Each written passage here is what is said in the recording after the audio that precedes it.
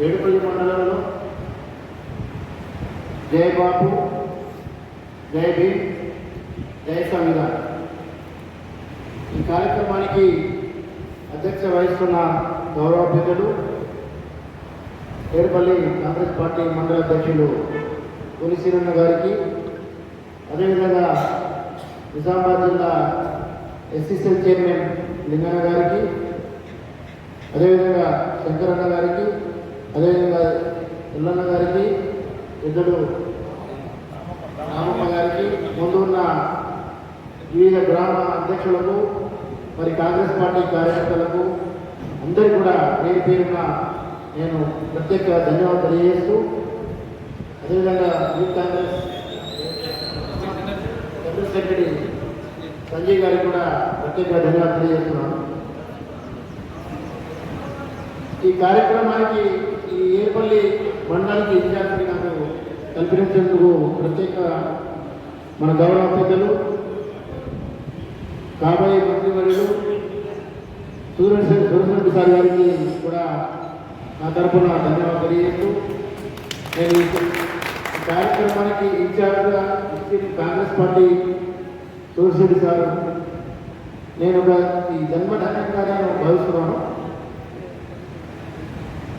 జై బాపు, జై భీమ్, జై సంవిధాన్ ఈ నినాదానికి కాంగ్రెస్ పార్టీకి మన మానవ మనుషులకు చాలా దగ్గర సంబంధాలు ఉన్నాయి. నాకు తెలిసినంత ఏంటంటే మన తాత ముత్తాతలు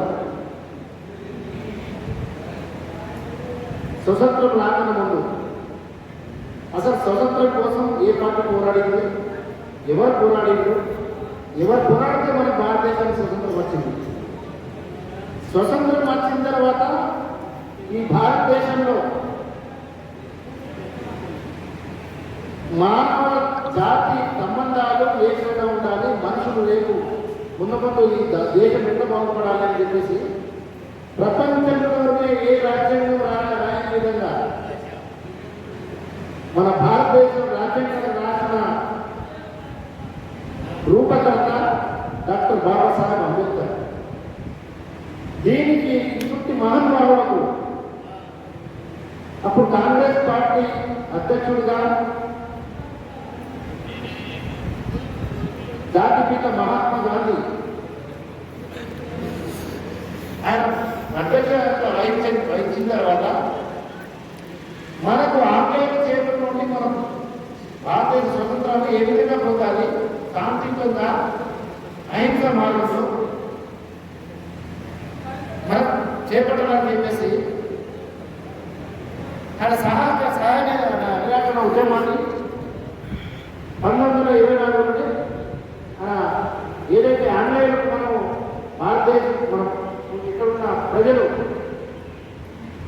వాళ్ళకి ఏ విధంగా పనిచేస్తున్నామో ఆ పనులన్నీ మానిచేసి సహాయ నిరాకరణ అంటే వాళ్ళకి ఏ విధంగా పని చేయకుండా మనం ఉండాలని చెప్పేసి ఆ ఉద్యమాన్ని చేసి అహింస మార్గం నడిపించి మనకు మన కీడు జరగదని చెప్పేసి ఆ విధంగా అప్పుడే ఆలోచన చేసింది.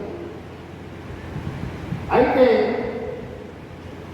ఇంత మహానుభావులు మన భారతదేశం కోసము ఇంత చేసిన తర్వాత కూడా 75 సంవత్సరాలు మన స్వతంత్రం వచ్చిన తర్వాత ఇంకా రాజుల కాలం తిరగని ఈ రాజ్యం నడుస్తుందని చెప్పేసి మొన్న మనకు రాహుల్ గాంధీ ఏదైతే కన్యాకుమారి నుంచి కాశ్మీర్ వరకు పాదయాత్ర చేసిందో దానికి అసలు మనకు ఆయన అప్పుడు ఆలోచన ఈ నినాదం అనేది ఈ ప్రజల నుంచి దూరం అయిపోతుంది, ఈ నినాదం ఇంకా ప్రజలు దగ్గర తీసుకెళ్ళాలి అని చెప్పేసి ఈ నినాదాన్ని తీసుకుని ఈరోజు మన పార్టీ కార్యకర్తలుగా మన మీద బాధ్యతని చేపట్టింది. మనకి మనకు ఇచ్చిన ఈ బాధ్యతని మనం కూడా మన తరాలు మన ముందు వచ్చే పిల్లలకు అన్ని తెలియాలంటే మనం ఈ బాధ్యత మనం ఎత్తుకోవాలి. ఎందుకు లేకుంటే గత 10 సంవత్సరాల నుంచి ఈ భారతదేశంలో ఉన్న బీజేపీ ప్రభుత్వం మత కలహాలు ఎలక్షన్ వస్తే సార్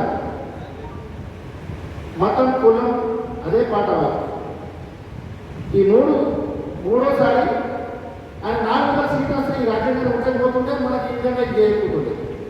ఎవరు ఎప్పుడైతే ఎప్పుడు రాజు పరిపాలించాలి, బ్రాహ్మణులేమో వైద్యాలు నేర్చుకోవాలి, వైశ్యేమో వ్యాపారం తీసుకోవాలి. మిగతా జాతి వాళ్ళు ఎప్పుడు అసలు ఎస్టీలేమో అసలు ఈ మానవ మనుషులు అసలు లెక్కలకు రాలేదు. ఎస్సీలు అంటారంట ఆ విధంగా వస్తుండే. బీసీలు ఇవాళ పెద్ద మొన్న అసెంబ్లీలో ఒక చట్టం చేసి కులగణన చేసి ఇవాళ బీసీలు ఎంత గర్వంగా మనం ఏంటంటే చాలా ఆ స్టెప్ తీసుకున్నప్పుడు మన గౌరవ ముఖ్యమంత్రి ఉన్నప్పుడు మనం చేతులెచ్చి యాన్సర్ చేయాలి. ఎస్సీ వర్గీకరణ ఇంత సున్నితమైన సమస్యలు, దానికి కూడా కాంగ్రెస్ పార్టీ ఇంకే ఉంటుంది. కాంగ్రెస్ పార్టీ నాయకులకి ఎవరైనా నిర్ణయాలు తీసుకునే ధైర్యాలు వస్తాయి. ఎందుకు తెలుసా? ఏ చిన్న పొరపాటు వచ్చినా కానీ మొత్తం రాజ్యం అంతా కూలిపోతుందని చెప్పేసి రాజ్యం గురించి ఆలోచన చేయరు, మన గురించి ఆలోచన చేస్తాం పెద్దలు వాళ్ళు. ఎందుకంటే ఇప్పుడు నిన్న నేను మన sir sugar sir speech sugar factory కోసం అసెంబ్లీలో మాట్లాడేది 10 సంవత్సరాలు బీఆర్ఎస్ ఇక్కడ ఏర్పాటు చేస్తాం ఇక్కడ మాట్లాడితే అసెంబ్లీలో ఏ బుర్రగా మాట్లాడలేదు. ఇక్కడ ఉన్న ఎమ్మెల్యే మాట్లాడలే, ఇక్కడ ఉన్న మన కేసీఆర్ మాట్లాడలేదు. అందువల్ల దయచేసి ఒకటి ఏంటంటే ఈ నినాదాన్ని మనము ప్రతి గ్రామంలో, ప్రతి వాడలో, ప్రతి మూలలో, ప్రతి గడప తీసుకోపోయి ఈ నినాదం యొక్క మన రాజ్యాంగం యొక్క విలువ, మన రాజ్యాంగం రాసిన బాబాసాహెబ్ అంబేద్కర్ యొక్క పేరు, జాతిపిత మహాత్మా గాంధీ, స్వతంత్ర తీసుకున్న జాతిపిత మహాత్మా గాంధీ యొక్క పేరు, అదే విధంగా మనం ఎప్పుడు ఏదైతే మన కోసం ఆలోచన చేస్తుందో.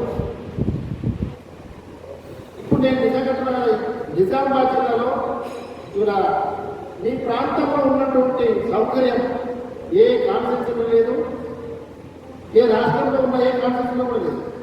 అంత మంచి వాతావరణం ఉన్నది, అంత మంచి ఇప్పుడు మీకు వాటర్ ఉన్నది, పంటలు వండుతాయి. అటువంటి మహానుభావుడు మన నాయకుడు సురేష్ గారి పేరు కూడా గడపని తీసుకోవాలని చెప్పేసి నేను మీకు అందరికీ కూడా కాంగ్రెస్ పార్టీ